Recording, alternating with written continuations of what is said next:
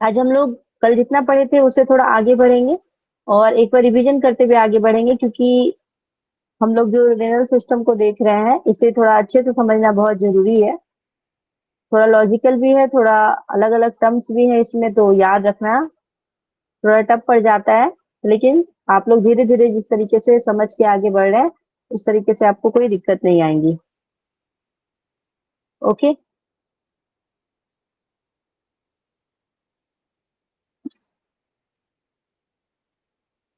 सभी लोग अपने हाथ से पिक्चर जरूर बनाएंगे जब भी मैं क्लास में बता रही हूँ, तो इससे क्या होगा, हैबिट हो जाएगा तो थोड़ा सा अच्छा रहता है कि आपको वो ध्यान रहता है सारा चीज किस तरीके से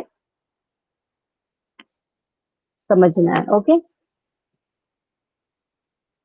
तो कल हम लोग किडनी की संरचना को देखे थे और उस संरचना में देखे थे कि कॉर्टेक्स वाला भाग कौन सा है। इस तरीके से हमारा किडनी का संरचना था। ये वाला जो मैं क्वेश्चन पूछते जाऊंगी आप सभी लोग जवाब देते जाएंगे, क्योंकि कल सभी लोग एक्टिव थे और सारा को समझ में आ गया है। ओके। आप बताएंगे ये जो खाली स्थान है इसे किस नाम से जानते हैं, बताइए। पेल्विस। ये जो खाली पेल्विस,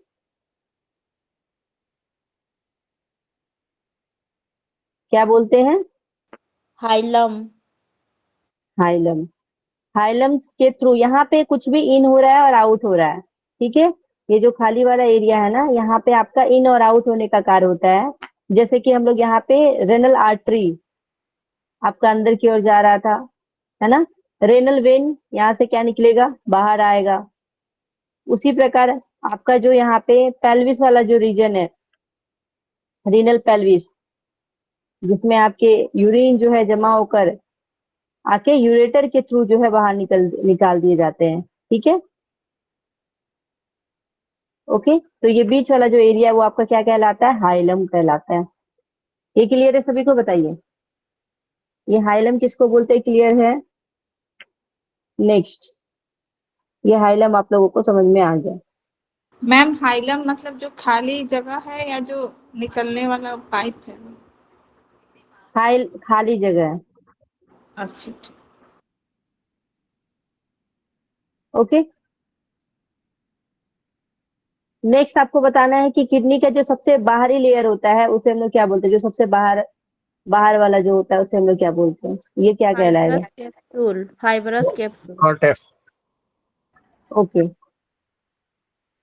मतलब आप जो बाहरी वाली संरचना है जो इस तरीके से जो कि कवर करके रखा है उसे तो हम लोग कैप्सूल बोलते हैं, ठीक है, उसे तो कैप्सूल बोलते हैं। लेकिन माइक बंद कीजिए, माइक बंद कीजिए, किनका माइक ऑन है। उसको बोलते हैं जोशना कोटेक्स। जी, जोशना जी। ओके। तो ये आपका क्या है, कॉर्टेक्स है। जोशना जी का ओके। नहीं बनता, बीच वो दूसरे का था। किनका ऑन था पता नहीं, पूरा पूरा माथा एकदम लग रहा था फट जाएगा। बंद ये हो गया हो गया, बंद हो गया, बंद हो गया। मेघा जी का खुला, किसका खुला है पता नहीं। नहीं नहीं, सात्विक जी का। सात्विक कौन जी, सात्विक जी कौन है, उनका खुला था। ओके, ठीक है। तो यहाँ पे हम लोग देख रहे हैं जो सबसे बाहरी लेयर होता है, जो सबसे बाहरी वाला हिस्सा होता है उसे हम लोग कॉर्टेक्स बोलते हैं, ठीक है। और जो बीच में रहता है उसे हम लोग किस नाम से जानते हैं, जो बीच वाला एरिया उसे क्या बोलते हैं, ये बीच वाला मेडुला। एरिया। तो बीच वाला एरिया आपका क्या कहलाएगा, मेडुला। ओके, ये क्लियर है, कॉर्टेक्स और मेडुला आप लोगों को यहाँ पे समझ में आ गया होगा।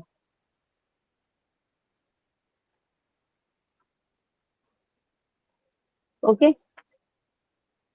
अब हम लोग आगे देखते हैं, फिर से बार बार पिक्चर बना रहे हैं तो ताकि आप लोगों को क्लियर वो समझ में आए, नहीं तो फिर दिमाग से वो निकल जाता है, ठीक है। इस तरीके से पिरामिड नुमा आपकी संरचना होती है, जिसकी संख्या 8 से 10 आपको देखने को मिलता है। ये पिरामिड, इसे किस नाम से जानते हैं और ये कहाँ पे रहता है, ये बताइए। इसे क्या बोलते हैं हम लोग, पेपिलम। Renal renal capsule. Pyramid. Renal pyramid. सब एक से एक जवाब देते हैं भाई, समझ में आप लोग को नहीं आया अभी तक। ये सबसे पहले तो मेडुला वाले रीजन में है, ठीक है। ऊपर वाला आपका कॉर्टेक्स वाला रीजन हो गया, ठीक है। उसके बाद ये मध्य वाला भाग है, ये बीच वाला भाग है, ये पूरे में क्या, ये पूरा मेडुला है। उस मेडुला में जो आपके पिरामिड में जो संरचना है जिसे हम लोग रीनल पिरामिड के नाम से जानते हैं, वो आपके कहाँ पे है, तो मेडुला के अंदर है। ठीक है, आपके मेडुला के अंदर है। ओके, ये आपको ध्यान रखना है। यहां तक क्लियर है? अब हम लोग आगे देखे थे कि जो आपके रीनल आर्टरी है, रीनल आर्टरी, रीनल आर्टरी से जब आपका ब्लड आपके कॉर्टेक्स भाग में जाता है, तो इस तरीके से यहाँ पे फिल्ट्रेशन का कार्य जो है इस तरीके से होता है, और यहाँ पे कलेक्टिंग डक्ट इस तरीके से हमारा बनता है। तो इसी तरीके से हमारे अगर देखा जाएगा तो पूरे किडनी में 10 लाख नेफ्रॉन देखने को मिलता है। 10 लाख नेफ्रॉन की संख्या होती है। ओके, नेफ्रॉन जो है आपके पूरे किडनी में इस तरीके से आपके पिरामिड में जो है इस प्रकार से हल्का हल्का जो लूप ऑफ हिलने होता है वो धसा होता है।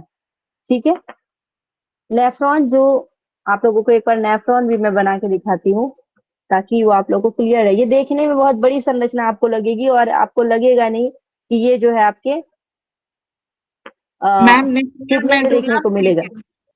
मैम नेफ्रॉन मेडुला के अंदर है क्या? नहीं नहीं भाई, कल आप हाँ, लोग क्लास में थे फिर भी नहीं समझे। मैं कोई नहीं, थी मैं भी मैम। फिर से समझा रही हूँ। ठीक है, नहीं थे तो कोई बात नहीं, रिकॉर्डेड देख लीजिएगा आप। ओके, इस तरीके से ये आपके रेनल आर्टरी है। रेनल आर्टरी जो है आपके रेनल आर्टियोल्स में छोटे छोटे यहाँ पे आपके आर्टियोल्स बन गए हैं, और इसी से एक होते हुए आपके आर्टियोल्स जो है आगे जाते हैं और इस तरीके से गुच्छानुमा जो है संरचना बनाते हैं, इस तरीके से गुच्छानुमा। ओके, ये जो गुच्छानुमा संरचना बनता है, यहाँ पे आपका क्या है, ब्लड है ना, ऑक्सीजनेटेड ब्लड है, जिसमें आपका अपशिष्ट पदार्थ भी है। ऑक्सीजनेटेड है लेकिन इसमें क्या है, आपका अपशिष्ट पदार्थ भी है। तो ये बहुत सारा, इसमें प्रेशर बहुत रहता है और इस तरीके से ये मुड़ा मुड़ा है पूरा एक दूसरे में। क्या हो गया, जैसे पाइप जब हम लोग क्या करते हैं, पानी जब डालने के लिए जाते हैं ना बाड़ी वगैरह में, तो पाइप को रखते हैं तो कभी कभी क्या होता है, पाइप आपका पूरा मुड़ सा जाता है।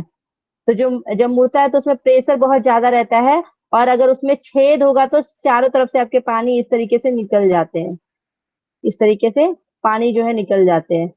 तो उसी तरीके से यहाँ पे आपका फिल्ट्रेशन हो जाता है। आपके ब्लड से जो है यहाँ पे अपशिष्ट पदार्थ नहीं, सारे पदार्थ का जो है छन जाता है आपके इस पाइप से। ठीक है, ये आपको यहाँ पे ध्यान रखना है। बहुत सारा अच्छा पदार्थ भी यहाँ पे फिल्ट्रेशन में जो है छन जाता है, और उसके जस्ट नीचे आपके बोमन कैप्सूल है, जो क्या करते हैं, जो छने हुए जो पदार्थ है उसे फिर से यहाँ पे इकट्ठा करते हैं, ताकि जो अच्छे पे भी पदार्थ पदार्थ है हमारे खून में, उसे फिर से कैसे रीएब्जॉर्प्शन किया जाए, इस वजह से। ओके, ये समझ में आया? ये आपके क्या है, ग्लोमेरुलस, ये आपके ग्लोमेरुलस है। आगे चलकर जो आपके रेनल आर्टरी है, आगे चलकर इस तरीके से ग्लोमेरुलस की ये संरचना है, और ये जो नीचे वाली संरचना है इसे हम लोग बोलते हैं वोमेन कैप्सूल। ठीक है, वोमेन कैप्सूल। ओके, ये मैं नेफ्रॉन की संरचना बना रही हूँ, ध्यान रखिए, वोमेन कैप्सूल। ओके,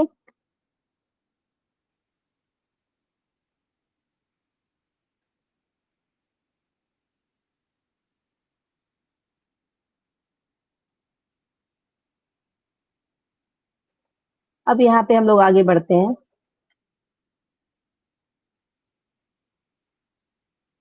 अब ये वोमेन कैप्सूल जो है, वोमेन कैप्सूल से आपके जो है ये जो भी पदार्थ का फिल्ट्रेशन हो चुका है वो आगे की ओर बढ़ता है। इस तरीके से संरचना आपको बनाना है आगे की ओर, और यहाँ पे आपके जो है लूप ऑफ हेनले, ये आपका क्या है, लूप ऑफ हेनले, ये धीरे धीरे पतला होता जाता है, एकदम पतला लूप ऑफ हेनले, ये आपके लूप ऑफ हेनले है। ओके, फिर ये ऊपर की ओर जाता है, और उसके बाद आपके डिस्टल कॉन्वोल्यूटेड ट्यूब्यूल्स आते हैं, डिस्टल कॉन्वोल्यूटेड ट्यूब्यूल्स। और फिर यहाँ पे आपके जो यूरिन है वो आपके कलेक्टिंग डक्ट में इस प्रकार से, ये आपके कलेक्टिंग डक्ट है, यहाँ पे आपका स्टोर हो जाता है आपका यूरिन। ओके, पहले ये न्यूरॉन की है हमारी संरचना है, ठीक है। ये हम जो अभी बना है ये क्या है, न्यूरॉन की संरचना है। अब इसका नाम पे फोकस नहीं करे, बस संरचना पे ध्यान दे। ये संरचना समझ में आ गया है? पहले ये बताइए सभी लोग, न्यूरॉन की संरचना। ये आपके किडनी में 10 लाख की संख्या में रहते हैं, ये आपको ध्यान रखना है, ठीक है। देखने में बहुत बड़ा संरचना है, इसकी संख्या सोच लीजिए कि 10 लाख है, ठीक है। सबसे पहले रेनल आर्टरी से आपका ब्लड जो है फिल्ट्रेशन होने के लिए जाता है, और ग्लोमेरुलस में क्या होता है, फिल्ट्रेशन होता है, और वो फिल्ट्रेट पदार्थ जो है आपके कहाँ पे स्टोर हो रहे हैं, बोमेन कैप्सूल में स्टोर हो रहे हैं। अब आपको पता है कि बहुत सारे अच्छे पदार्थ जो है वो क्या हो गए हैं, वो सारे निकल चुके हैं। इतना ज्यादा प्रेशर था कि सारे अच्छे पदार्थ को भी निकाल दिया गया है। तो अब क्या होगा यहाँ पे, रीएब्जॉर्प्शन। रीएब्जॉर्प्शन का कार्य यहाँ पे आपको पीसीटी ध्यान रखना है, पीसीटी, प्रॉक्सिमल कॉन्वोल्यूटेड ट्यूब्यूल्स के नाम से हम लोग जिसको जानते हैं। यहाँ पे आपका रीएब्जॉर्प्शन होता है। ओके, इसी तरीके से ये आगे बढ़ता है। ये जो आपका लूप ऑफ हेनले है, लूप ऑफ हेनले के 3 पार्ट होते हैं। लूप ऑफ हेनले, ये हेनले नामक वैज्ञानिक ने जो है इसको सबसे पहले जाना, इस वजह से इसका नाम लूप ऑफ हेनले रखा, इस पे रिसर्च किए।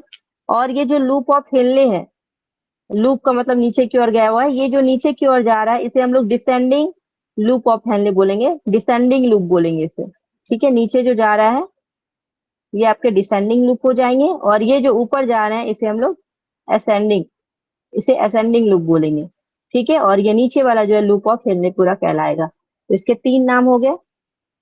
उसके बाद यहाँ पे जो है आपके क्या कहलाएंगे, डीसीटी, डिस्टल कॉन्वोल्यूटेड ट्यूब्यूल्स, दूर।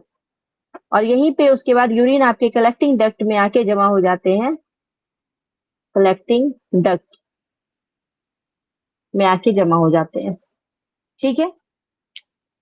अब जो ये कलेक्टिंग डक्ट है ना, इसी कलेक्टिंग डक्ट में बहुत सारे नेफ्रॉन, ये तो एक नेफ्रॉन बना के दिखाई ना, और भी इधर से आया हुआ नेफ्रॉन इस तरीके से कलेक्टिंग डक्ट में जाके जमा होते हैं, और भी इधर से भी बना हुआ नेफ्रॉन जो है आपके कलेक्टिंग डक्ट में, माने चारों तरफ से कनेक्टिंग डक्ट में इस तरीके से जा जाके स्टोर होता है, ठीक है। क्योंकि 10 लाख की संरचना है तो बहुत ही सोचिए कितना छोटा होगा, और इतनी जटिल संरचना है ना, बहुत सारा होगा इस तरीके से। तो आपको ध्यान रखना है, इसी प्रकार कलेक्टिंग डक्ट में जो है जमा होता है।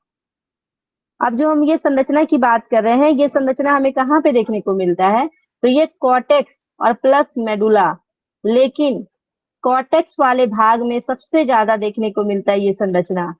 सिर्फ हमारा जो लूप ऑफ हेनले है, सिर्फ हमारा जो लूप ऑफ हेनले जिसको आप नीचे देख रहे हैं, लूप ऑफ हेनले, ये जो आपके लूप ऑफ हेनले है, तो इस तरीके से दिखाते हैं। ये जो आपका लूप ऑफ हेनले है, जो ये वाली संरचना है, ये आपका जो है मेडुला वाला भाग में हल्का सा रहता है, और जो आपके कलेक्टिंग डक्ट है ये वाला भाग आपके कहाँ पे रहता है, मेडुला वाला भाग में। अभी भी आपको शायद समझ में नहीं आया होगा, तो एक बार मैं किडनी बनाती हूँ, उसके बाद फिर से आप यहाँ पे समझ पाएंगे। ओके,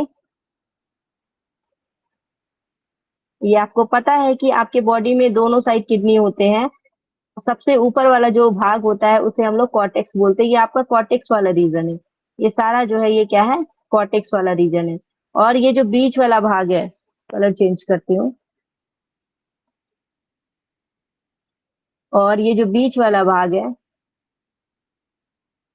यहाँ से लेके यहाँ तक जो ये वाला भाग है, ये आपका मेडुला वाला भाग है, ठीक है। ये मेडुला वाला भाग है, ये आपका कॉर्टेक्स वाला भाग है ऊपर वाला, ये कॉर्टेक्स है, ये मेडुला वाला भाग है। इसी मेडुला वाले भाग में आपके क्या है, पिरामिड नुमा इस तरीके से संरचना पाए जाते हैं, ये पिरामिड नुमा संरचना पाए जाते हैं, ठीक है, जिसे हम लोग रेनल पिरामिड के नाम से जानते हैं, रेनल पिरामिड। ओके, तो जो मैं अभी नेफ्रॉन ये बनाई हूँ ना, ये नेफ्रॉन जो है आपके कॉर्टेक्स वाले भाग में इस तरीके से समझ लीजिए, यहाँ पे इंटर हुआ है और इस तरीके से गुच्छा बनाया, ठीक है। यहाँ पे आपका फिल्ट्रेशन का कार्य जो है इस तरीके से बोमेन कैप्सूल हुआ, और इस तरीके से ऐसे अभी नीचे जो है सिर्फ आपका ये लूप ऑफ हेनले, दूसरा कलर से करती हूँ,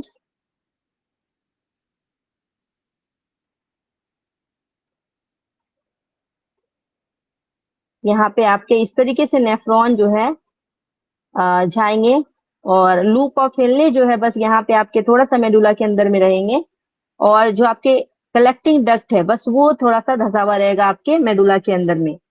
ठीक है, और इसी तरीके से आपके पूरे जो है कॉर्टेक्स वाले भाग में नेफ्रॉन जो है पूरा फैला हुआ है, और इसी तरीके से जो है फिल्ट्रेशन का कार्य करता है।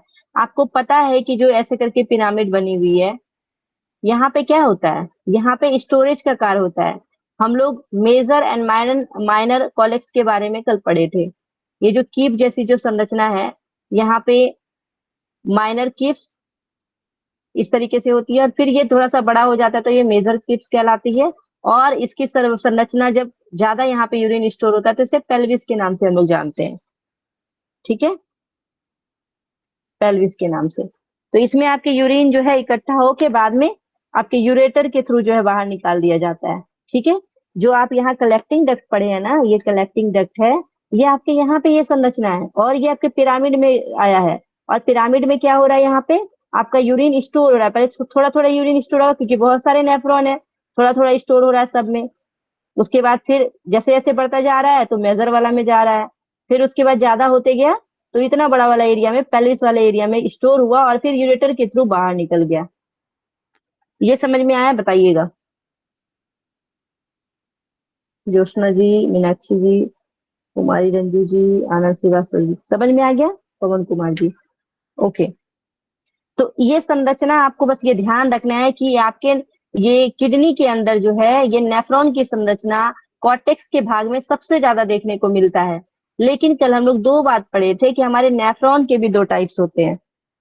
एक हम लोग देखे थे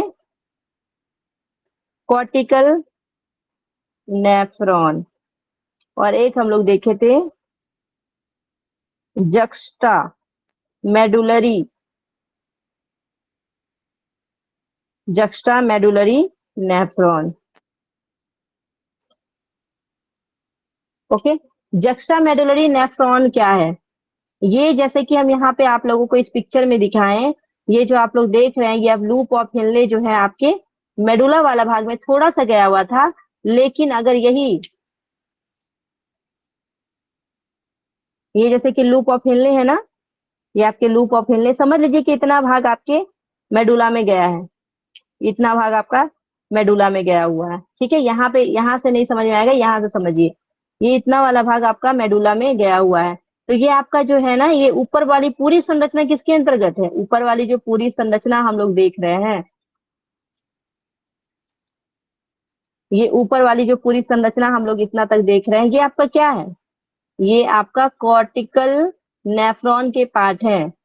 ठीक है, थोड़ा सा जो है आपके हल्का सा भाग आपके लूप ऑफ हेनले और आपके कलेक्टिंग डक्ट जो है वो आपके मेडुला में गया हुआ है। ठीक है, लेकिन इस पूरे ही पार्ट को हम, क्योंकि थोड़ा सा गया हुआ है, इसे आप लोग कॉर्टिकल नेफ्रॉन के नाम से ही जानेंगे। लेकिन जब यही लूप ऑफ हेनले और भी नीचे चला जाता है, यानी और भी मेडुला में चला जाएगा, ये और भी नीचे पतला होके चला जाएगा, पूरा डीप मेडुला में चला जाएगा। ठीक है, यानी कि ये जो मेडुला वाला पार्ट है इसमें क्या करेगा, डीप जाएगा। ठीक है, और अंदर जाएगा, और अंदर जाएगा तो इसको हम लोग क्या बोलेंगे, जक्स्ट्रा मेडुलरी नेफ्रॉन बोलेंगे। ठीक है, जक्स्ट्रा मेडुलरी नेफ्रॉन, यानी कि ये पार्ट तो हम लोग इतना देखिए। अब समझ लीजिए कि यहाँ पे पार्ट हम थोड़ा चेंज कर देते हैं। समझ लीजिए कि आपका इतना वाला एरिया, इतना सारा एरिया जो है आपका कहाँ, मेडुला में चला गया है। इतना सारा एरिया पहले हम इतनी सा देखे थे, लेकिन अब क्या है, इतना बड़ा एरिया आपका मेडुला में क्या है, अंदर जा चुका है। ये आपके नेफ्रॉन के लूप ऑफ हेनले। ठीक है, तो हम इसे क्या बोलेंगे, तो ये वाला जो है आपका एरिया क्या कहलाएगा, ये आपके जक्स्ट्रा मेडुलरी नेफ्रॉन कहलाएगा। ओके, क्लियर है, बताइए। ओके ज्योत्सना जी, सबको क्लियर है ना, ज्योति पटेल जी, ठीक है। यहाँ तक सबको पता है, कल इतना दूर तक पढ़े थे। यहाँ नाम भी आपको सीक्वेंस में लगाने के लिए मैं कल बताई थी कि आपको ध्यान रखना है। सबसे पहले आपके रीनल आर्टरी हो जाएंगे, उसके बाद रीनल आर्टरी के बाद क्या हो जाएंगे, ग्लोमेरुलस हो जाएंगे, ग्लोमेरुलस के बाद आपके बोमेन कैप्सूल हो जाएंगे, उसके बाद पीसीटी, पीसीटी के बाद लूप ऑफ पीसीटी, पीसीटी के जस्ट बाद हम लोग क्या पढ़े, डिसेंडिंग लूप पढ़े। डिसेंडिंग लूप, उसके बाद loop of Henle, loop of Henle, और फिर ascending, ascending loop, ascending loop के बाद ये आपके असेंडिंग लूप थे ना, ये असेंडिंग लूप, और उसके बाद फिर हम लोग डीसीटी, डिजिटल कॉन्वोल्यूटेड ट्यूब्यूल्स देखें, और उसके बाद collecting duct, duct, collecting duct. ठीक है, तो इस तरीके से आपको सीक्वेंस इस तरीके से ध्यान रखना है। ओके, यहाँ तक क्लियर है कि नहीं ये बताइए। पहले इतना क्लियर होगा तब आप आगे समझ पाएंगे, नहीं तो बड़ा दिक्कत आएगा। ओके,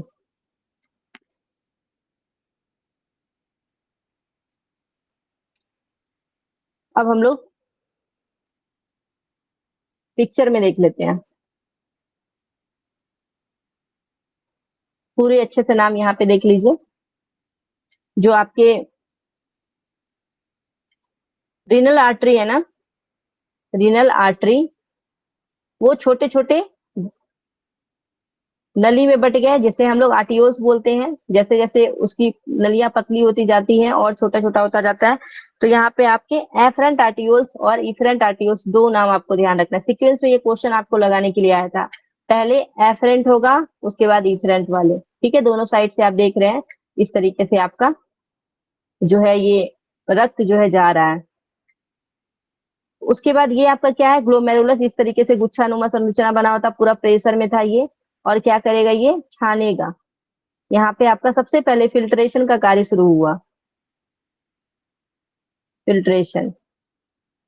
और वो जो फिल्ट्रेशन हुआ वो कहाँ पे कलेक्ट हुआ, तो बोमेन कैप्सूल में कलेक्ट हुआ, बोमेन कैप्सूल में आपके कलेक्ट हुए।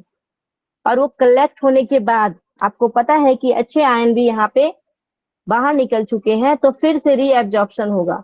तो ये प्रॉक्सिमल कॉन्वोल्यूटेड ट्यूब्यूल्स जो देख रहे हैं, यहाँ पे क्या हो रहा है, आपका रीएब्जॉर्प्शन का कार्य हो रहा है। ओके,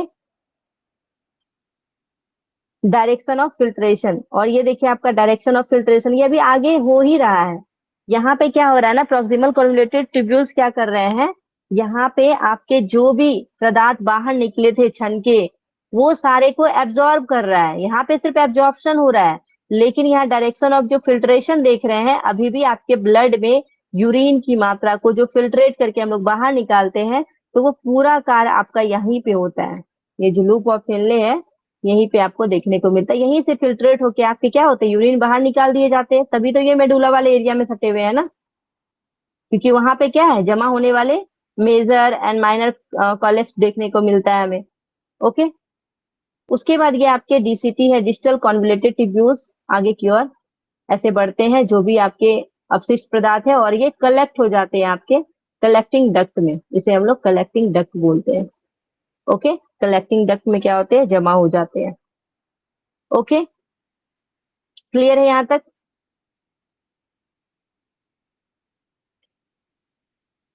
हाँ मीनाक्षी जी बताइए।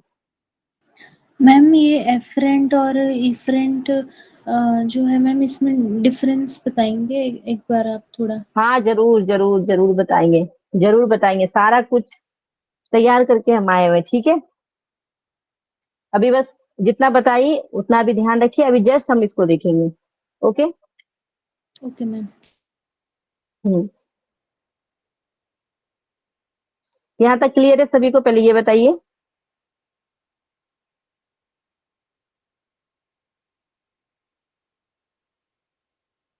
ओके, अब देखिए ये वाली जो संरचना है आपकी, आप रीनल आर्टरी, आपको पता है कि रीनल आर्टरी के थ्रू आपके ऑक्सीजनेटेड ब्लड आए, और फिर जो है उससे उस फिल्ट्रेशन का आपका कार्य हुआ। आपके जो अगर देखेंगे तो इसे जो ऑक्सीजन की आवश्यकता है, तो पूरे जो हमारे इस सिस्टम में इस तरीके से ब्लड चारों ओर फैला हुआ है। ठीक है, नर्व्स के थ्रू इस तरीके से चारों ओर है, और इसमें भी क्या हो रहा है, इसमें आपके रीअब्जॉर्प्शन का कार्य हो रहा है, और जो रीनल वेन के थ्रू जो है आपके ब्लड बाहर निकाल दिए जाते हैं, रीनल वेन। ठीक है, रीनल वेन हम लोग पढ़े ना, रीनल आर्टरी के थ्रू जाता है और रीनल वेन के थ्रू बाहर आ जाता है। ठीक है, कार्बन डाइऑक्साइड वाला ब्लड, ठीक है, डीऑक्सीजनेटेड ब्लड, ये आपके बाहर आ रहे हैं। ओके, हम लोग यहाँ 3 चीज देखे थे। इन हो रहा था आपके हाइलक्स, जो हम लोग पढ़े थे उसमें आपके 3 चीजें, एक चीजें क्या हो रही थी, इन हो रही थी, और आउट 2 चीजें हो रहा है। आपके रिनल वेन आउट हो रहे हैं और रिनल पेल्विस वाले रीजन से आपके यूरिन बाहर हो रहे हैं। ठीक है, हाइलम वाले रीजन में हम लोग देखे थे ना। तो यहाँ पे सबसे पहले ये ध्यान रखना है कि रिनल वेन जो है आपके इस तरीके से बाहर निकलते हैं, और दूसरे साइड से आपके कलेक्टिंग डक्ट के थ्रू जो है आपके यूरिन्स जो है आपके शरीर से बाहर निकलते हैं। ओके, जैसे कि कलेक्टिंग डक्ट के बाद आपका यहाँ पे क्या हो जाएगा, कलेक्टिंग डक्ट के बाद आपके वो पिरामिड में जाएंगे, जो मेडुला पिरामिड है। मेडुला पिरामिड के बाद जो है माइनर कॉलेक्स में जाएंगे, फिर मेजर कॉलेक्स में जाएंगे, फिर पेल्विस वाले रीजन में जाएंगे, फिर यूरेटर में जाएंगे, और इस तरीके से बाहर निकल जाएंगे। ओके, यहाँ तक क्लियर है? ओके, अब हम लोग कुछ नाम को और देखेंगे जो कि, हाँ सात्विक जी बोलिए। मैम इसमें डीसीटी का रोल एक बार बताइए ना। जो डीसीटी का, यहाँ तक तो समझ में आया कि ये ओके, अपना लूप ऑफ पास हेनले वाले है, डक्ट, वहां पे पास वाले टिब्यूल, यस, पास वाले जो यहाँ टिब्यूल्स है उसे प्रॉक्सिमल बोलिएगा। ठीक है, ये आपके जो लूप ऑफ, जो वुमेन कॉक्सिल है इससे दूर है, तो इस वजह से इसे डिस्टल कॉन्वोल्यूटेड टिब्यूल्स बोलते हैं, जहां से आपके अपशिष्ट पदार्थ कलेक्टिंग डक्ट में जमा होंगे। ओके, ये जाने का रास्ता है। ठीक है, जी मैम, जी और भी इसे भी हम लोग डिफाइन करेंगे। ये सारे चीज के बारे में बताऊंगी, किसका क्या क्या कार्य है अलग अलग से। ठीक है, अब जो जी हम मैम। लोग देखे थे कि आपके जो ब्लड में 100% समझ लीजिए, आपके 100%, 100 लीटर जो है समझ लीजिए आपके ब्लड यहाँ पे गए वुमेन कैप्सूल में।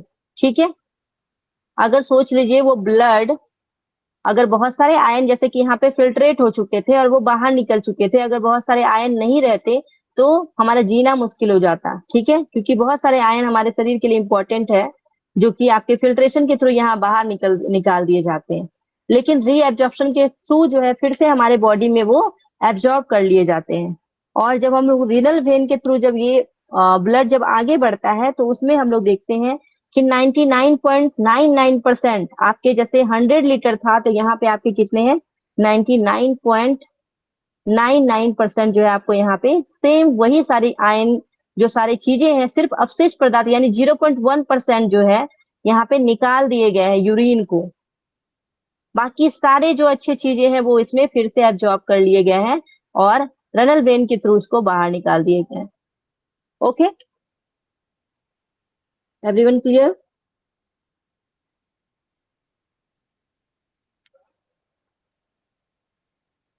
ओके, चलिए अब हम लोग देखेंगे जो आप लोग का सारा डाउट्स है। पहले हम लोग आ जाते हैं शुरू से। अब हम लोग अच्छे से हर चीज के बारे में यहाँ पे मैं नोट करके रखी हूँ ताकि एक एक चीज आपका क्लियर हो। ओके, कहाँ पे कौन से कार्य होते हैं। कल हम लोग सारी संरचना को देख चुके थे, आज भी फिर से देखें, और अब हम लोग इसे डीपली जो है देखेंगे। सबसे पहले आप सभी लोग परिचित है कि किडनी का जो संरचना है वो आपके बीन बोला जाए या फिर सोयाबीन के आकार का होता है। ठीक है, रेडिश ब्राउन जो है इसका कलर होता है। ओके, और ये हमारे शरीर के दोनों ओर रीढ़ की हड्डी यानी कि वर्टिब्रल कॉलम के पास स्थित होता है, पीछे की साइड, वर्टिब्रल कॉलम के पीछे की साइड स्थित होता है। ओके, इसका अगर हम लोग मुख्य कार्य देखेंगे, किडनी का मुख्य कार्य क्या है, तो ब्लड को फिल्टर करना और अपशिष्ट यानी कि जो वेस्ट मटेरियल है और जो अतिरिक्त वाटर है, एक्स्ट्रा जो वाटर है उसे शरीर से मूत्र के थ्रू जो है बाहर निकालना, मूत्र बनाना और बाहर निकालना। ठीक है, तो ब्लड का फिल्ट्रेशन करने का कार्य हमारा किडनी करता है। वेस्ट मटेरियल और अतिरिक्त जो एक्स्ट्रा वाटर है उसको बाहर निकालकर मूत्र बनाने का कार्य कौन करेगा, किडनी करेगा। ओके, किडनी के प्रत्येक का वजन देखा जाए तो 120 से 150 ग्राम होता है, ये आपको यहाँ पे ध्यान रखना है। यहाँ तक क्लियर है? अब हम लोग यहाँ पे रेनल आर्टरी और रेनल वेन, ये दो चीजों के बारे में हम लोग देखे हैं, तो पहले हम लोग इसे जानेंगे।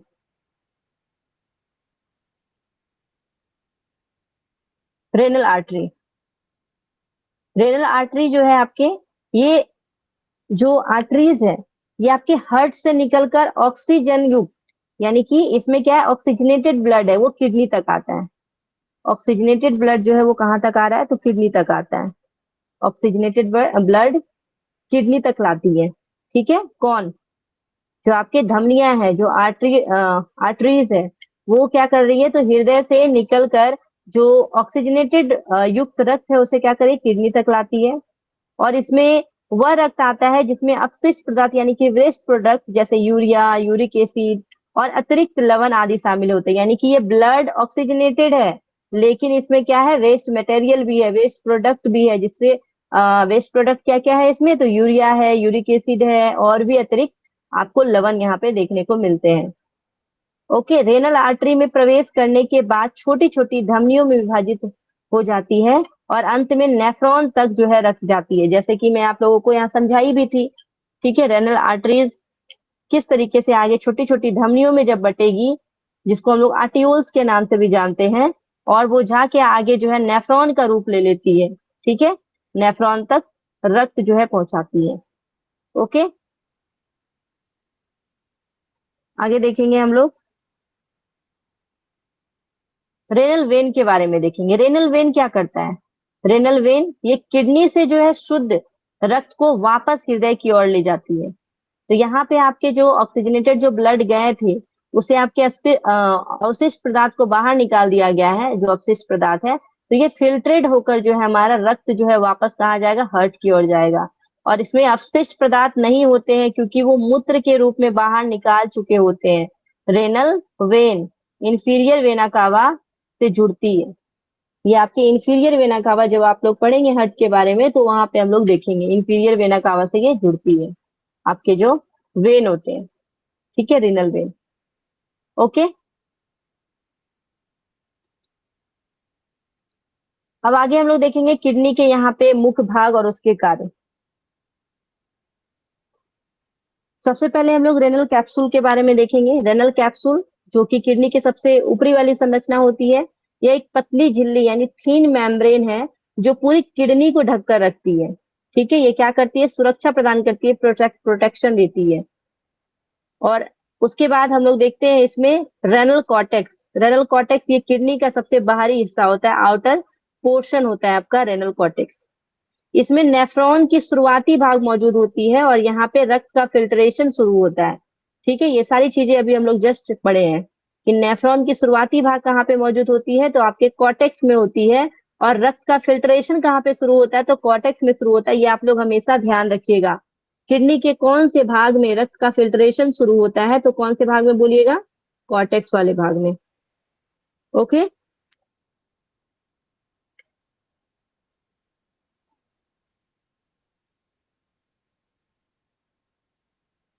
क्या हुआ, ठीक। उसके बाद है रेनल पेपिला। रेनल पेपिला जो है पिरामिड का अंतिम हिस्सा है, रेनल पेपिला, जहां पे मूत्र जो है कैलिक्स में पहुंचता है। ठीक है, मेजर और माइनर कैलिक्स हम लोग जो देखे थे ना, उसके बारे में बात हो रहा है कि जो रेनल पेपिला है, जो पिरामिड का नोकुला वाला जो भाग था, पिरामिड का जो नोकिला वाला भाग है, वो पिरामिड का अंतिम हिस्सा होता है। इस तरीके से ये जो आपके पिरामिड है, ये जो न्यूक्लिया वाला भाग है, इसे हम लोग क्या बोलते हैं, पेपिला बोलते हैं। ठीक है, पेपिला ये आपके अंतिम हिस्सा होता है। और ये आपके यहाँ से मूत्र जो है कैलिक्स में पहुंचता है, तो कैलिक्स में पहुंचेगा पहले आपके माइनर और फिर मेजर। ठीक है, तो माइनर कैलिक्स के बारे में दिया गया कि छोटे प्याले जैसी संरचना होती है, रेनल पेपिला से आने वाले मूत्र को इकट्ठा करती है। ठीक है, तो ये रेनल पेपिला से आने वाले क्या करती है, मूत्र को इकट्ठा करने का कार्य करती है। ओके, अब हम लोग देखेंगे मेजर कैलिक्स के बारे में। मेजर कैलिक्स जो है, कई माइनर कैलिक्स मिलकर एक मेजर कैलिक्स बनाते हैं। ठीक है, इस तरीके से आपकी पिरामिड बनी हुई है, इस तरीके से आपके पिरामिड बनी हुई है। इसके नीचे जो है कई संरचना जो है इस तरीके से है, क्योंकि बहुत सारे नेफ्रॉन है तो आपके ढेर सारे जो है ये माइनर कैलिक्स मिल के जो है क्या बनाते हैं, तो मेजर कैलिक्स बनाते हैं। ठीक है, मेजर कैलिक्स बनाते हैं और ये मूत्र को रेनल पेल्विस की ओर भेजते हैं। आपको पता है कि जब ये बड़ा वाला जब एरिया हो जाता है जहाँ पे आपके बहुत सारे जो है आपके यूरिन जमा हो जाता है, तो वो एरिया जो है मूत्र के रेनल पेल्विस में भेज दिया जाता है।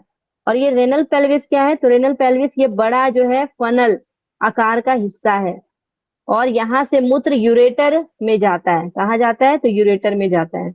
और यूरेटर क्या है, तो लंबी नली जो कि मूत्र को किडनी से जो है ब्लैडर तक पहुंचाती है, यानी कि यूरिनरी ब्लैडर, जहाँ पे हमारा यूरिन जमा होता है उसे हम लोग यूरिनरी ब्लैडर बोलते हैं। और फिर यूरेथ्रा के थ्रू हमारे शरीर से बाहर निकाल दिया जाता है। यहाँ तक क्लियर है, बताइए। इतना दूर तो सबको क्लियर होगा, ऑलरेडी हम लोग बहुत बार देख चुके हैं। ओके, अब हम लोग देखेंगे नेफ्रॉन के बारे में।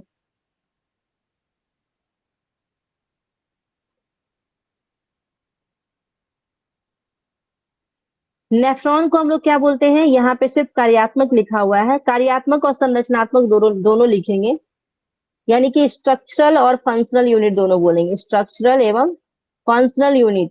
किडनी का स्ट्रक्चरल और फंक्शनल यूनिट किसे बोला जाता है, नेफ्रॉन को बोलते हैं। नेफ्रॉन को किडनी का स्ट्रक्चरल और फंक्शनल यूनिट बोला जाता है। प्रत्येक किडनी में लगभग कितने लाख होते हैं, कितने मिलियंस होते हैं, तो आपको यहाँ पे ध्यान रखना है 10 लाख नेफ्रॉन होते हैं प्रत्येक किडनी में, 10 लाख।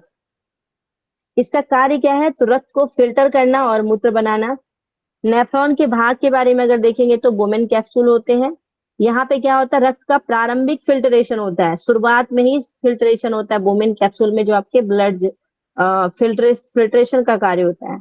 ग्लोमेरुलस कोशिकाओं का जो जाल होता है जहां से रक्त छनना शुरू होता है।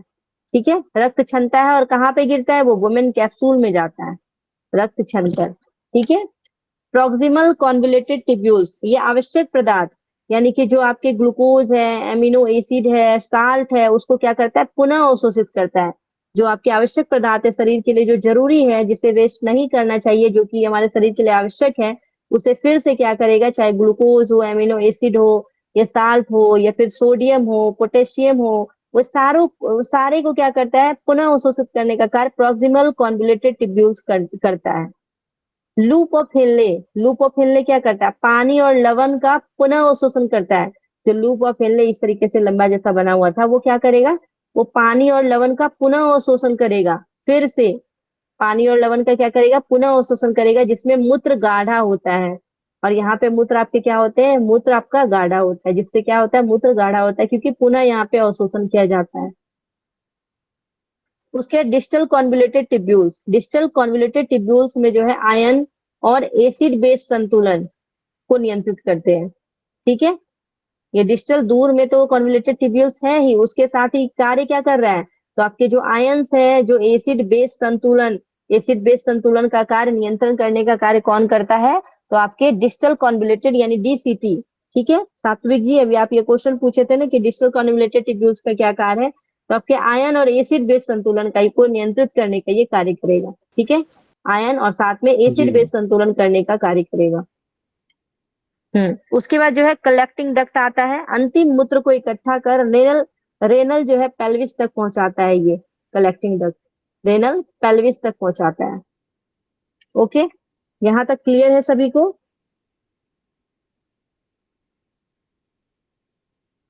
अब हम लोग एक बार इसका समरी देख लेते हैं, फिर और भी इससे आगे हम लोग जाएंगे।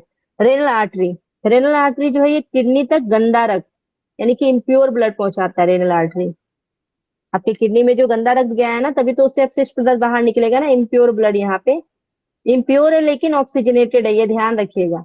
ठीक है, ब्लड इम्प्योर है लेकिन वो ऑक्सीजनेटेड है, ये ध्यान रखना है। तो यहाँ पे रेनल आर्टरी जो है किडनी तक गंदा रक्त जो है पहुंचाती है। रेनल वेन क्या है, तो ये शुद्ध रक्त यानी कि प्योर ब्लड वापस लेकर जाती है हार्ट की ओर।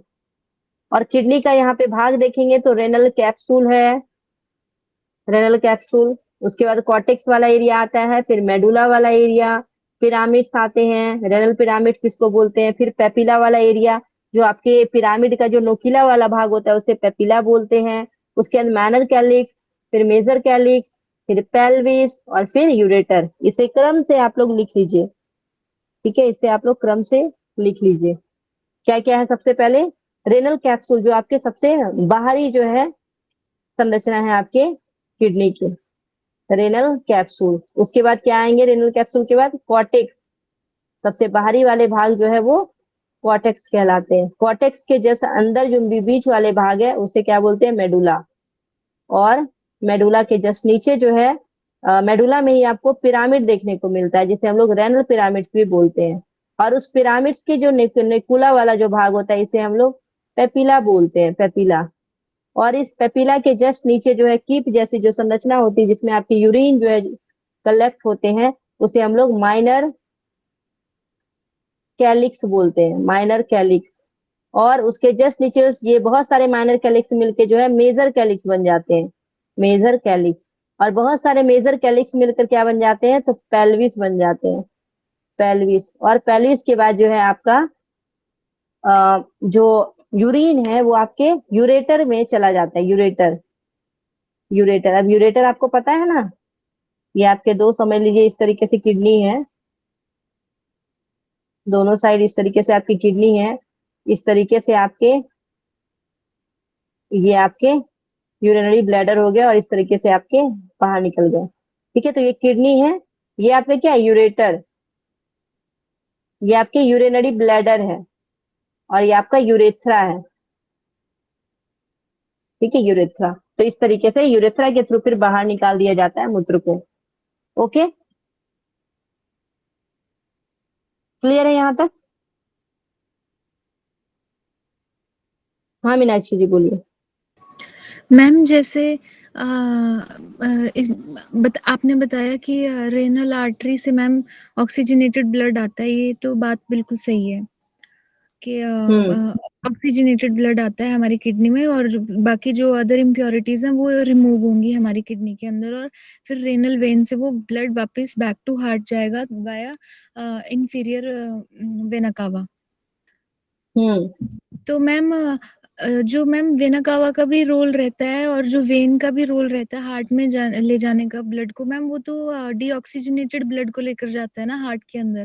तो यानी यहाँ पर ब्लड फिर से डीऑक्सीजनेटेड हो जाता है फिल्ट्रेशन प्रोसेस के दौरान। हाँ, डीऑक्सीजनेटेड हो जाता है, ये बात सही है, तब इसीलिए तो फिर से जा रहा है ना। ये क्रिया दिन होते रहती है बार बार। एक्चुअली यहाँ पे केवल आपका ब्लड का फिल्ट्रेशन हो रहा है, ब्लड का। ऑक्सीजनेटेड ब्लड जो है वो तो हमारे पूरे बॉडी में चाहिए, ठीक है, लेकिन ब्लड का फिल्ट्रेशन का प्रॉपर जो है आपका यहाँ पे किडनी में होता है, जिससे ब्लड के अवशिष्ट पदार्थ को यहाँ पे बाहर निकालते हैं, और वो फिर से क्या हो जाता है? प्योर होके निकलता है यहाँ से, और फिर पूरे बॉडी में जाता है। हाँ बोलिए, और कौन हैंड रेज किए हैं?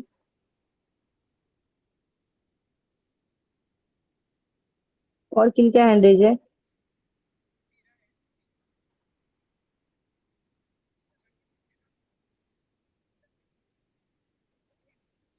और भी किन्हीं का हैंड रेज है?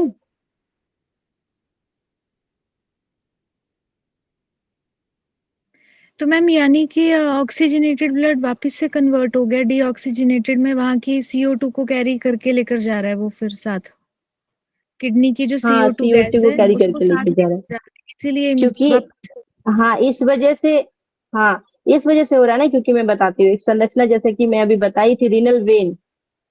यहाँ पे जब हम ये वाली जो इतनी सारी, ये जो इस तरीके से बनाई हो ना, ये सारे को क्या कर, सारे को जो रक्त का जरूरत पड़ रहा है ना, तो यहाँ पे ये रीअब्जॉर्प्शन का कार्य कर रहे हैं फिर से। ठीक है, और यहाँ पे ये सारे को ऑक्सीजन भी पहुंचा रहे हैं, और जो भी अपशिष्ट पदार्थ है ये तो इसके थ्रू बाहर निकल गया, और आपके रेनल वेन के थ्रू भी बाहर निकलेगा। यहाँ पे आपके कार्य करने के बाद जो आपके इस एरिया में, नेफ्रॉन के एरिया में जो अपशिष्ट पदार्थ रहेंगे CO2, उसको तो बाहर निकालेगा ना।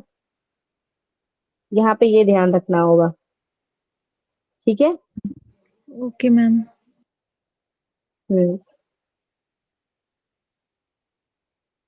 ओके, अब आगे हम लोग देख लेते हैं कहाँ पे कर रहे थे। अब आप लोगों का एक और डाउट था, एफरेंट और इफरेंट, है ना, इसके बारे में देखेंगे, इसी के बारे में ही लिखिए यहाँ पे।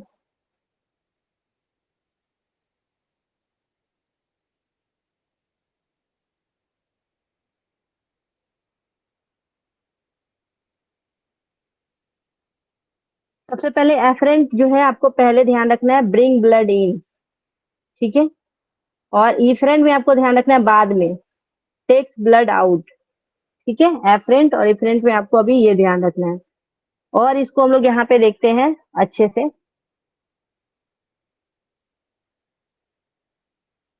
एफरेंट आर्टियोल्स और इफरेंट आर्टियोल्स का क्रम देखते हैं। रेनल आर्टरी से प्रवेश, सबसे पहले जो है रेनल आर्टरी किडनी में आती है, और ये कई जो है, और ये जो आर्टरी कई बार विभाजित होकर छोटे छोटे आर्टियोल्स बनाती है, और इसमें एक एफरेंट आर्टियोल्स नेफ्रॉन में प्रवेश करता है, ठीक है। प्रवेश कौन कर रहा है? जो आर्टियोल्स है वो कौन सा आर्टियोल्स है? तो एफरेंट आर्टियोल्स है, ठीक है, जो कि नेफ्रॉन में प्रवेश करता है। ओके, सबसे पहले कौन सा आर्टियोल्स प्रवेश कर रहा है? तो एफरेंट आर्टियोल्स आपके नेफ्रॉन में प्रवेश कर रहा है। ये जो रेनल आर्टरी है, ये जो छोटी छोटी धमनियां में जो विभाजित हुई है, जिसे हम लोग आर्टियोल्स बोलते हैं, जो धमनियां और छोटी होती जाती है वो ओल्स उसके आगे लग जाता है, तो आर्टियोल्स और छोटी हो गई, और जो उसका नाम है वो है एफरेंट आर्टियोल्स, जो कि आपके नेफ्रॉन में प्रवेश करती है। एक छोटी सी जो आपकी धमनियां नेफ्रॉन में प्रवेश करती है, उसे हम लोग एफरेंट आर्टियोल्स बोलते हैं। और ये एफरेंट आर्टियोल्स क्या है? तो ये ऐसी धमनी है जो कि रक्त को ग्लोमेरुलस तक लाती है, ठीक है। एफरेंट आर्टियोल्स क्या है? तो आपके ग्लोमेरुलस तक रक्त को लाएगी। और अगर इसके बारे में बात करें इसका डायमीटर का, तो बड़ा होता है। इसी वजह से जो है रक्त अधिक दबाव के साथ जो है वो ग्लोमेरुलस में पहुंचता है। तो यहाँ पे इसका जो है व्यास देखेंगे, डायमीटर देखेंगे तो बड़ा होता है। और यहाँ पे प्रेशर के साथ, हाई प्रेशर के साथ आपके ब्लड जो है कहाँ पहुंचते हैं? ग्लोमेरुलस में पहुंचते हैं, ग्लोमेरुलस में। कार्य देखेंगे तो ग्लोमेरुलस तक रक्त को पहुंचाने का कार्य आपका एफरेंट आर्टियोल्स करता है।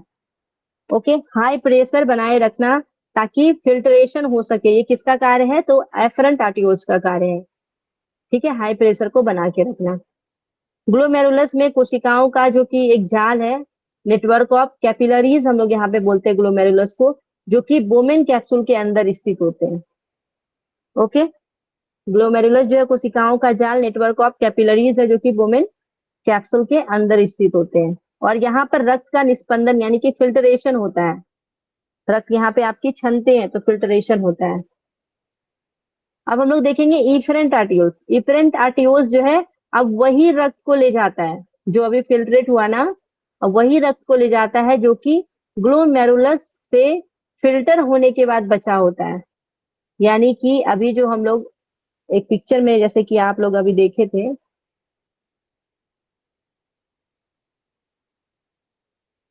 जैसे कि देखिए यहाँ पे एफरेंट आर्टियोल्स है, आपके जो है ये रक्त कहाँ गए? नेफ्रॉन में प्रवेश किए, यहाँ पे आपका फिल्ट्रेशन हुआ। फिल्ट्रेशन होने का मतलब क्या है? सारी चीजें यहाँ पूरी तरीके से बाहर निचोड़ के नहीं निकल गई है, कुछ चीजें बची भी है, तो जो बची हुई है वो कहाँ जा रहे हैं? इफरेंट आर्टियोल्स में जा रहे हैं। जो रक्त यहाँ पे बची हुई है, जैसे पानी जब बहुत ज्यादा मुड़ जाता है आपके पाइप, तो कुछ पानी तो आपके पेड़ में भी जाते हैं ना, कुछ हो सकता है छेद की वजह से बाहर निकल गए हो, लेकिन प्रॉपर जगह पे तो जाते ही है कुछ ब्लड, तो वो आपके इफरेंट है, ठीक है। यहाँ से जो ब्लड आपके फिल्ट्रेट होके जो आगे जाएंगे उस वो आपका क्या है? इफरेंट आर्टियोल्स है, ठीक है, इफरेंट आर्टियोल्स। ओके,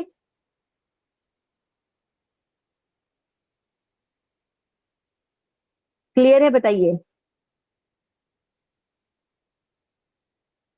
यहाँ पे हम लोग देख रहे हैं कि यह वही रक्त, यहाँ पे इफरेंट जो है, एफरेंट आर्टियोल्स जो है, यह वही रक्त ले जाता है जो ग्लोमेरुलस से फिल्टर होने के बाद बचा होता है। तो जो भी फिल्टर हो गया उसके बाद जो बचा है उसको ग्लोमेरुलस से आगे लेकर जाने का कार्य करता है। इसका अगर डायमीटर देखेंगे तो छोटा होता है, इसलिए जो है ग्लोमेरुलस में रक्त दाब बना रहता है। तो इसका जो है देखेंगे डायमीटर तो छोटा होता है, लेकिन आपको जो एफरेंट वाला में था उसमें क्या था? उसमें बड़ा होता है उसका डायमीटर। इसका फंक्शन देख लेते हैं, तो कार्य क्या है? तो शेष रक्त को ग्लोमेरुलस से बाहर ले जाना, जो भी रक्त अब उसमें बचे हुए हैं उसको ग्लोमेरुलस से बाहर लेकर जा रहा है। और नेफ्रॉन की नलिकाओं यानी कि ट्यूब्यूल्स के चारों ओर ये क्या कर रहा है? तो पेरिट्यूबुलर कैपिलरीज और भाषा रेक्टा नामक जाल बनाता है, जो कि अभी हम यहाँ पे दिखाते हैं। ये वाला जो जाल मैं बना के दिखाई थी ना, ये यहाँ से आपके क्या हुए? जो ब्लड यहाँ पे तो आपके कुछ भाग छने थे, कुछ ब्लड आपके यहाँ पे आ गए, कुछ रक्त फिल्ट्रेट होके, और यही वाला जो है आपका ये जो जाल इस तरीके से बनाता है, इस तरीके से आपका जाल बनाता है, इसको हम लोग क्या बोलते हैं, इसे भाषा रेक्टा बोलते हैं। ये जो आपका जाल है इसे हम लोग किस नाम से जानते हैं, तो वैसा रेक्टा के नाम से जानते हैं, जो कि आपके नेफ्रॉन के चारों ओर घूमता रहता है। ठीक है, वैसा रेक्टा। ओके,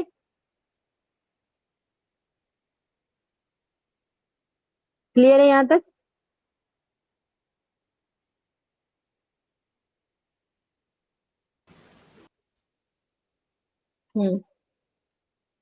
तो यही यहाँ पे ध्यान रखना है कि नेफ्रॉन की नलिकाएं, सात्विक जी, मीनाक्षी जी, अच्छा एक सेकंड इसको बस पढ़ने दीजिए, उसके बाद आप लोगों का डाउट लेंगे। ठीक है, तो यहाँ पे शेष रक्त को ग्लोमेरुलस से बाहर ले जाना और नेफ्रॉन की नलिकाओं यानी कि ट्यूब्यूल्स के चारों ओर जो आपके पेरीट्यूबुलर जो कैपिलरीज है और जो आपके वैसा रेक्टा है नामक जाल बनाता है। ये इस तरीके से जो जाल बनाने की संरचना है इसे बनाता है। अब बताइए क्या क्वेश्चन है? Ma'am hello. हाँ बताइए। मैम इसमें हाँ आपने बताइए। जो अभी इसमें आपने अभी जो बताया, जो छना हुआ रक्त मतलब जो शेष बच जाता है उसमें जो आर्टियोल्स है, तो वो आर्टियोल्स का रक्त मतलब रीनल वेन से तो वो बाहर हो जाएगा, जो छना हुआ है मतलब जो बाद में जो छन जाता है वो तो रीनल वेन से बाहर हो जाएगा, लेकिन इसमें जो ब्लड बच रहा है उसका क्या रोल है, मतलब रीनल वो सॉरी उस आर्टियोल्स का? वही जो बच रहा है वही तो रीनल वेन से बाहर निकल रहा है ना, और इसी में आपका जो जो ये सारा जो एब्जॉर्प्शन हो रहा है ना, एक सेकंड फिर से मैं पिक्चर दिखाती हूँ और बताती हूँ।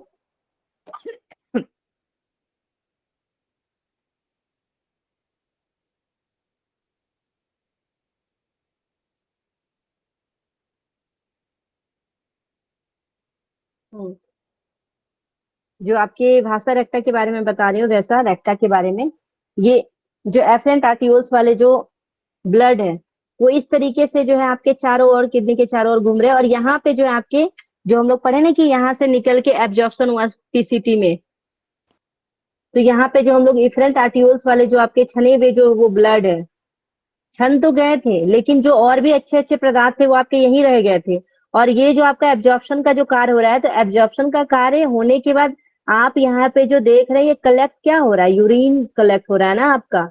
बाकी चीजें जो है आपका एब्जॉर्प्शन इस ब्लड के थ्रू ही हो जाता है। ये जो इस तरीके से आपके जो वैसा रेक्टा जो है इस तरीके से आपके लूप ऑफ हेनले, पीसीटी और डीसीटी के चारों ओर जो इस तरीके से मंडरा रहे हैं, तो ये उसमें क्या कर रहे हैं, उससे एब्जॉर्प्शन का कार्य यहाँ पे कर रहे हैं। यही आपके जो रेनल वेन है, ठीक है, और यही रेनल वेन के थ्रू आपके बाहर निकल दिए जाते हैं।